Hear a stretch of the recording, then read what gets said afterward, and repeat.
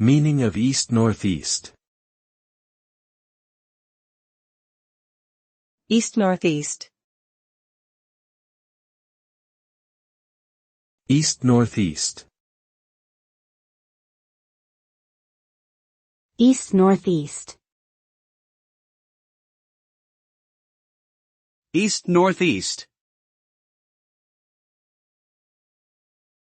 East-northeast is an intermediate direction between east and northeast on the compass, approximately 67.5 degrees clockwise from due north. It is commonly abbreviated as ENE and is used in navigation, meteorology and other fields where precise directions are required. In practical terms, if you were facing directly east, turning towards east-northeast would mean turning slightly to your right. Knowing this intermediate direction can be useful for determining headings, plotting courses and orienting oneself in unfamiliar locations.